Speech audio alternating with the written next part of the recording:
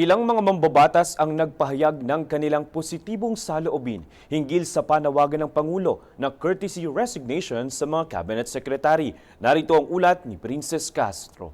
Ilang mga mambabatas ang aprobado ang pagpapa-courtesy resignation ni Pangulong Ferdinand Marcos Jr. sa ilang mga miyembro ng gabinete. Sa panig ni Senate President Francis Chis Escudero, ito anya ay isang magandang simula upang agarang maaksyonan ang problema sa pamahalaan. Pagbibigay diin din ni Escudero na hindi kayang ipatupad ni Pangulong Marcos ang lahat ng mga programa ng gobyerno at kailangan niya ng mga mapagkakatiwalaan at matinong makakatuwang. Ganito rin ang naging tugon ni outgoing Axis Representative and incoming Senator Erwin Tulfo sa naging desisyon ng Pangulo hinggil sa panawagang magsumite ang mga cabinet secretary ng kanilang courtesy resignation. Ito anya ay upang makapili ang Pangulo ng tamang opisyal sa isang departamento na magiging epektibo sa pagtugon sa pangangailangan ng mga tao. Samantala ayon naman kay Senator Sherwin Gatchalian, marapat lamang na rebyuhin ang performance ng mga miyembro ng gabinete bago man o matagal na sa puwesto. At dapat anya na patunayan na kaya nilang maglingkod ng may urgency at competence. Pagigiit din ni Senate Minority Leader Coco Pimentel na dapat ang mga ipapalit sa mga mababakanteng posisyon sa gabinete ay ang mga hindi tatakbo sa 2028 national elections. Dahil para sa kanya, ang mga non-political personalities ay mas magiging objective at scientific sa kanilang trabaho.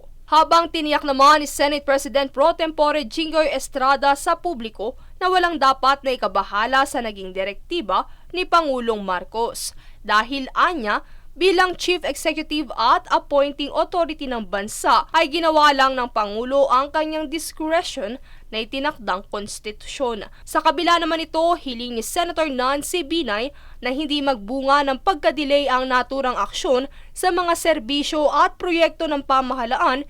Gayon din ang panawagang mabilis na mapalitan ang sinumang miyembro ng gabinete na maaalis sa puwesto. Princess Castro nag-uulat para sa Golden Nation Network.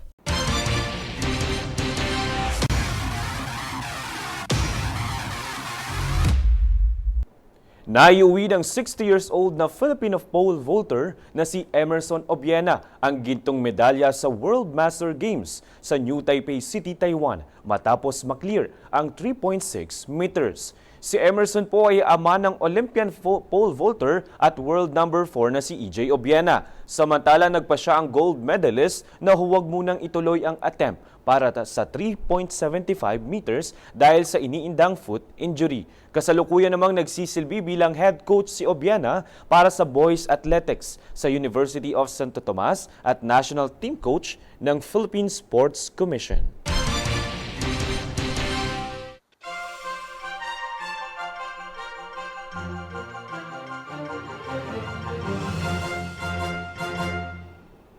Here's a roundup of major stories from around the world. Canadian Prime Minister Mark Carney expressed interest in holding talks with U.S. President Donald Trump about Canada joining the proposed Golden Dome missile defense system. Here's the full story. Canadian Prime Minister Mark Carney announced on Wednesday that Canada is engaged in high-level discussions with U.S. President Donald Trump's administration about participating in the proposed Golden Dome missile defense system. The initiative is aimed at enhancing North American security in response to growing global threats. This marks a significant development in defense collaboration between the two countries. The $175 billion Golden Dome system is designed to detect and interpret potential threats. By joining the system, Canada would strengthen its strategic military alliance with the U.S., potentially playing a critical role in continental defense operations. Discussions are ongoing and no final decisions have been made regarding Canada's level of involvement required. Carney emphasized that Canada's primary goal is to ensure national safety and contribute to defense efforts. The talks reflect Canada's elevated focus on modernizing its defense posture and responding to a changing global security environment. Further details are expected as negotiations progress between Ottawa and Washington. Francis Ryudike, reporting for Golden Nation Network.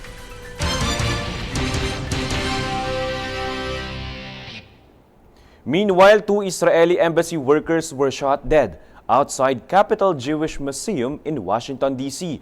The suspect of fatality, while being arrested by police, shouted, "Free Palestine." For more details about the killing, watch this report.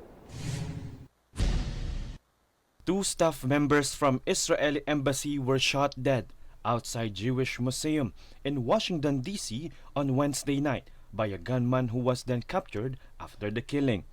The 2 victims, Sarah Lynn Milgram and Yaron Lischinski, were a couple who were accordingly said to be engaged, were leaving a networking event at the Capital Jewish Museum when a man shot them with a handgun at a group of 4 people. Footage shows that the suspect, a 31-year-old man, Elias Rodriguez, shouted, "Free Palestine," while being arrested by the cops. Federal authorities announced that the fatality of 2 Israeli staff members is a targeted act of terrorism. The suspect has been charged with first-degree murder as well as murder of foreign officials and related firearm charges. Francis Ryudike, reporting for Golden Nation Network. U.S. President Donald Trump revokes the ability of Harvard University to accept foreign student enrollees.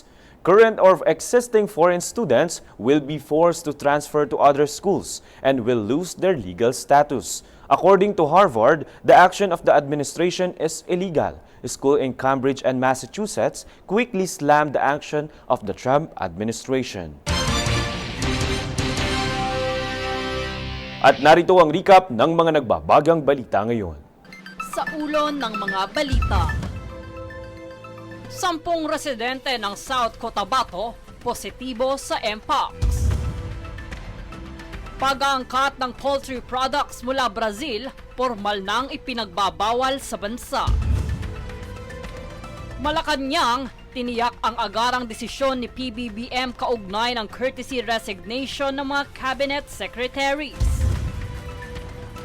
Pasaporte ni dating presidential spokesperson Harry Roque, pinapakansela ng DOJ.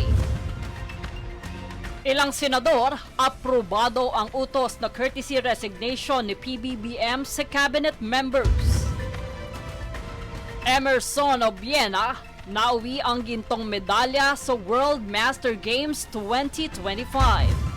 Patas at pantay na balita, komprehensibong ulat para sa pulso ng masa. Ito ang News Force. Yan ang pinakamainit na mga balita ngayong araw. Manatiling nakatutok sa aming mga ulat at updates sa aming Facebook page, facebook.com/Golden Nation Network at mag-subscribe sa aming YouTube account, youtube.com/@Golden Nation Network. Ako, si Francis Ryudike at ito ang News Force.